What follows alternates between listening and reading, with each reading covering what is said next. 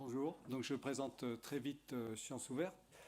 Sciences Ouvertes, c'est une association qui s'est montée à partir d'un travail de terrain que j'avais engagé, moi étant enseignant en Seine-Saint-Denis dans les années 90 et même avant. Et en 2005, il y a eu les événements de Clichy-sous-Bois, dont tout le monde a entendu parler. On avait déjà à l'époque un club CNRS, Sciences et Citoyens, assez important, dans lequel on discutait des rapports sciences, société, épistémologie. Et on a réuni les jeunes qui faisaient partie de ce club pour élaborer un projet qui était à partir de leur réflexion sur les causes du phénomène. Les causes du phénomène étant en particulier un fort sentiment d'enfermement des jeunes de ces quartiers, le sentiment qu'ils étaient dès le départ défavorisés par le territoire dans lequel ils étaient, mais avec en même temps l'idée, chez la plupart de ceux qui avaient participé à ce débat, qu'on pouvait malgré tout réussir. Et pour ça, on proposait de développer une dynamique en se donnant les moyens de tirer un petit peu tout le monde vers une réussite et un épanouissement dans le domaine qui est celui sur lequel on intervenait, c'est-à-dire sur celui des sciences, et par là de contribuer à une certaine déghettoisation. Alors cette ghettoisation, je l'ai vue apparaître au fil des années, puisque j'ai atterri là-bas en fait en 1969. Donc j'ai pu voir l'évolution, les couches successives de population qui arrivaient, un petit peu comme les coupes de terrain dans lesquelles on voit les différents sédiments des diverses époques. Et j'ai pu apprécier également la façon dont le rôle de la religion, à partir d'un certain moment, et des communautarismes pouvaient devenir plus prégnants. Mais il y a eu également d'autres époques avec des tendances diverses, dont je pourrais éventuellement reparler. Alors pour venir au sujet directement, je vais remonter un petit peu plus loin si ça ne vous ennuie pas, mais ça me permettra malgré ça de faire un lien très précis avec des éléments historiques et des éléments de témoignage que je vais donner après. Donc en 1964-65, j'étais élève en classe préparatoire au lycée Louis-le-Grand à Paris, et c'est là que j'ai découvert le marxisme. Et les élèves de Cagnes, qui allaient intégrer à Normal Sup, certains sont devenus célèbres, nous accueillaient à la librairie Clarté qui était voisine et nous expliquaient que le marxisme c'était la science sociale par excellence. Par la suite, je suis donc allé m'installer après les années 68 en Seine-Saint-Denis et j'ai travaillé sur le marxisme, effectivement. Puis je me suis rendu compte que ce n'était pas, en tout cas, la vérité intégrale. Il y a des choses intéressantes dedans, dans le domaine des sciences sociales. Et je me suis posé la question, finalement, comment savoir si quelque chose est une science. Et à l'époque, j'assimilais science et vérité. Et lorsqu'on a créé, avec un collègue de philo, Bertrand Denis, au lycée Louise Michel à Bobigny, un club CNRS Sciences et Citoyens, le premier thème qu'on a abordé pendant un an, c'était est-ce qu'on peut définir les sciences? Et en particulier, est-ce qu'on peut les définir de l'extérieur? La première rencontre qu'on a organisée, c'était une rencontre avec le comité scientifique qui était constitué d'un mathématicien, Jean-Pierre Bourguignon, qui est très connu, qui était à l'époque directeur de l'Institut des hautes études scientifiques, une informaticienne qui était ancienne directrice du laboratoire de recherche en informatique, et un économiste un petit peu iconoclaste qui critiquait la théorie néoclassique et que j'avais connu à l'époque de mon militantisme. On les a réunis, on leur a demandé, devant un groupe d'une vingtaine de lycéens et de jeunes qui faisaient des jeux de rôle dans une MJC, qui participaient au club, qu'est-ce que c'est pour vous la science? Et le mot-clé qui en est ressorti, c'était le doute. C'était le doute, c'était que la science avait une histoire, contrairement, on va dire, aux religions, contrairement aux dogmes. La science n'était pas dogmatique. Et ensuite, on est allé voir trois jeunes chercheurs, des doctorants, au laboratoire de recherche en informatique dans la même journée. On a visité le labo et on leur a posé exactement la même question.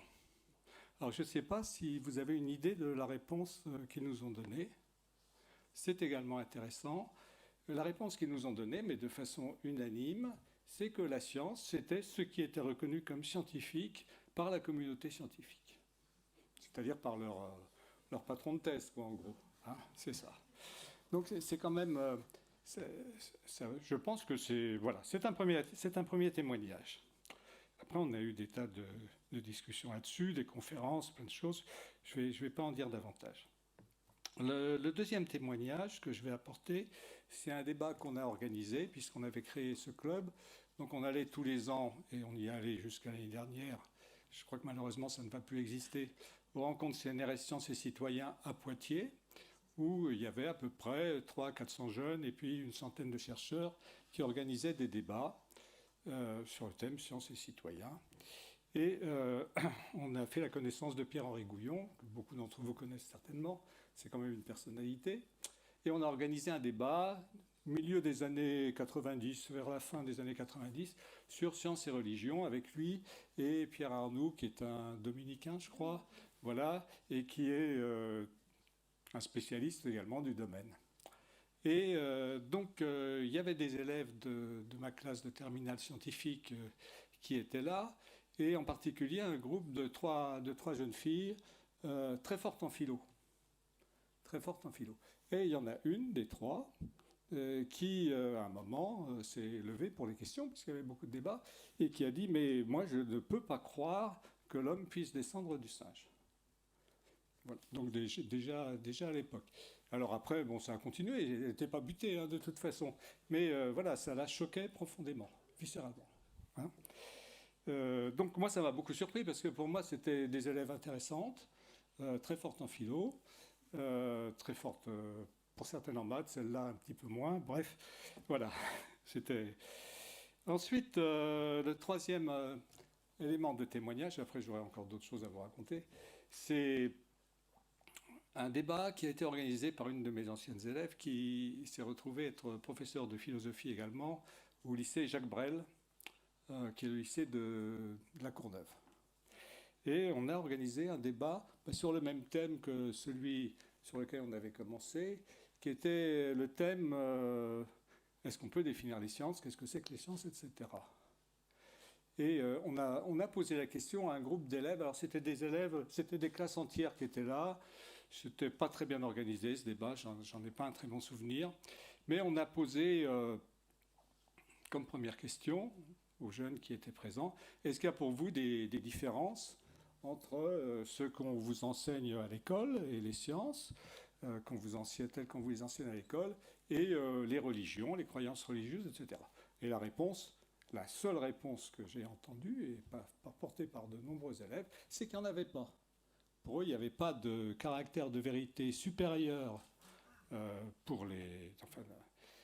sciences. Ça, c'est récent, c'est 2010 par là. Dans les sciences et dans ce qu'on leur enseignait à l'école par rapport aux religions. Ce qui, pour moi, pose un problème que j'ai ressenti depuis longtemps, c'est le caractère uniquement, j'insiste sur le terme uniquement, parce que si ce n'était pas uniquement, moi, ça me va très bien. Il faut un petit peu de dogmatisme dans l'enseignement. C'est obligatoire pour acquérir des techniques. Des choses qu'on ne comprend qu'après coup. Mais le caractère uniquement dogmatique de fait de l'enseignement, ou tel qu'il est vécu, en tout cas par les jeunes, ça fait simplement des connaissances acquises à l'école, des croyances comme les autres. Donc là, il y a un point sur lequel, je dirais, nous, médiateurs scientifiques, bien sûr, il faut que l'école fasse quelque chose, mais nous, médiateurs scientifiques, on a aussi quelque chose à apporter. Et ce qu'on a apporté, à mon sens, c'est pas d'aller dire aux jeunes, voilà, la science c'est ça et la science c'est la vérité. C'est de les mettre en situation eux-mêmes, d'une certaine façon, de faire des sciences. Il y a des initiatives extrêmement intéressantes qui existent dans ce domaine. Je ne sais pas si vous connaissez l'association Matangins, qui organise des activités de recherche par des groupes d'élèves dans des collèges et dans des lycées. Donc on y participe pratiquement depuis le début. Là, les élèves sont amenés à faire des maths, non pas comme des recettes de cuisine, auxquelles on ne comprend rien, mais en cherchant par eux-mêmes sur des problèmes dont leurs enseignants et les chercheurs qui posent des sujets n'ont même pas toujours les solutions. Et ils intériorisent ce qu'ils trouvent. Et ils apprennent à chercher par eux-mêmes. Ça, je crois que c'est important. On a parlé de l'esprit critique tout à l'heure. C'est important de développer l'esprit critique. Ce n'est pas une barrière, bien sûr, contre les croyances, contre les obscurantismes, contre toutes les erreurs. Ce serait faux de penser ça. Il y a tellement de choses auxquelles on est soumis, mais c'est important. Alors, ce que je voudrais dire, c'est aujourd'hui, notre association, elle organise pas mal de lycéens. On a un tutorat, on organise du soutien scolaire avec des doctorants, des professeurs bénévoles pour eux, avec un public assez important. Et on leur donne un cadre de travail. C'est important parce que c'est une chose. Il leur manque sans doute de savoir comment comprendre les sciences, sans doute, mais il leur manque aussi les méthodes de travail, bien sûr. Et puis la culture scientifique, tout ça. Donc ça, on le fait. Et puis on organise également des stages. Et en particulier des stages sur l'ADN, qui ont un gros succès. Et à chaque fois, on organise des visites au Muséum d'histoire naturelle. Et là, je vais apporter une note d'optimisme. On n'a jamais eu le moindre problème du type de ceux que vous avez soulevés. Parce qu'on a des jeunes aussi passionnés de sciences et qui sont dans une dynamique où ils sont en train de chercher. Parmi les sujets qui les passionnent, il y a toute l'astrophysique, tous les mystères de l'univers, ça les passionne tous. Même les jeunes filles voilées, on en a pas mal dans celles qui viennent, ça les passionne de comprendre tout ça, y compris dans les stages ADN, on en a aussi qui viennent. Donc voilà, là il y a des dynamiques positives à créer. Il ne suffit pas de critiquer ce qui ne va pas, je dirais, et les obscurantistes, mais il faut aussi les mettre en situation de découvrir et de comprendre par eux-mêmes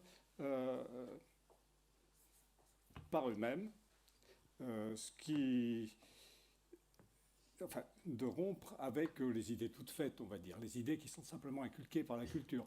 On a besoin de transmission. L'humanité sans transmission, c'est rien du tout. Mais on a aussi besoin, bien sûr, de retour sur ce qu'on nous transmet.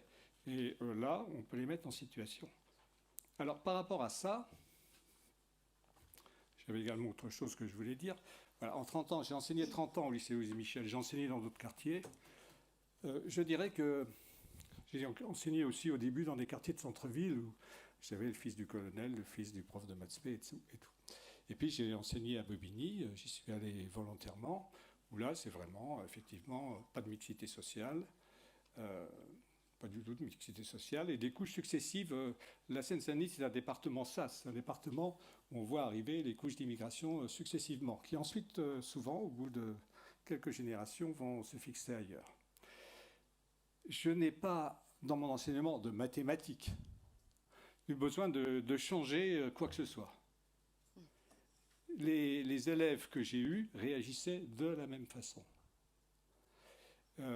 Au niveau des méthodes, c'est vrai qu'il y a des méthodes scientifiques. Je ne dis pas qu'il y a une méthode scientifique. Moi, je dis qu'il y a des méthodes scientifiques. Si vous proposez à un physicien de travailler comme un mathématicien, il ne va pas être content. Si vous proposez à un mathématicien de travailler comme un physicien, il ne va pas être content non plus. Il trouve que les physiciens, ils ne sont pas rigoureux. Enfin bref, je ne vais pas vous raconter tout ça. Ce n'est pas le sujet. Mais en tout cas, au niveau... La science, elle impose une certaine méthode. Voilà. Mais elle impose dans les domaines où elle intervient et en relation avec la matière sur laquelle on travaille. Ça, les élèves, ils sont prêts à s'y plier en classe. Sauf que, comme c'est enseigné de façon très dogmatique, c'est un petit peu limité, un petit peu limitatif, et ils n'en voient pas clairement les implications. De la même façon, j'ai constaté que le discours qu'on leur tenait sur la façon de se comporter en classe, ça passait. Alors c'est vrai que je n'avais pas des collégiens, j'avais des lycéens. Très différents, très différents. Mais mes enfants sont allés au collège aussi, donc je connais aussi un petit peu la situation. Bref. Alors, j'essaie de ne rien oublier. Je pensais que ça se passerait sous forme de questions, donc j'ai un plan, mais il est un petit peu... je voulais ajouter autre chose. Alors, sur l'aspect témoignage, j'en dirai pas plus pour l'instant. On était sur la dynamique de les mettre en démarche scientifique. Voilà. Alors effectivement, la dynamique de les mettre en démarche scientifique, mais je voudrais apporter également quelques éléments pour faire quelques distinguos. Je pense que, comme ça a été dit ce matin, qu'il ne faut pas mélanger la morale et les sciences. Les sciences imposent une certaine façon de faire. Donc de ce point de vue-là, elles guident des comportements, mais elles guident des comportements déjà dans leur domaine spécifique à elles. Et puis également, il y a des questions éthiques, des questions sociales qui se posent autour, sur lesquelles on peut avoir des débats. Ces débats, il faut que, dans toute la mesure du possible, lorsqu'on les organise, qu'on les organise d'une façon qui amène réellement les jeunes à réfléchir, à s'emparer des sujets.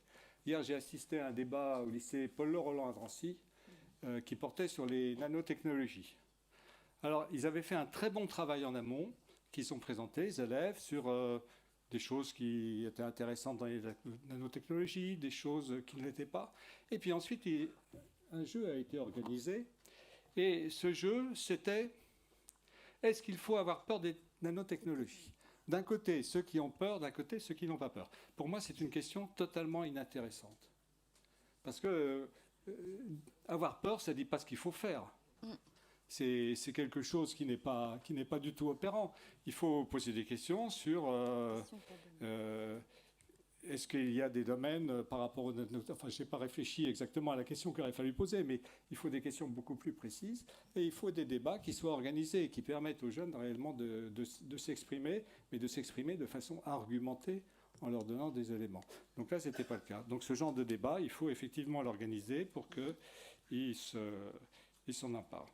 Et puis donc, je pense qu'il faut créer, donc je reviens sur cette question de la dynamique, je pense qu'il faut créer des dynamiques positives autour des sciences, que c'est possible, et j'ajouterai pour finir qu'on y arriverait, et c'est possible en banlieue en particulier, où là on arrive à créer des noyaux très intéressants qui sont susceptibles de tirer les autres, mais pour le faire, il faudrait qu'on soit un petit peu plus soutenu. On a insisté sur la place du politique. Et je pense que c'est très important parce que je vais juste évoquer deux situations que je trouve très différentes. Ayant été amené à intervenir au planétarium de la Cité des Sciences, ça m'est arrivé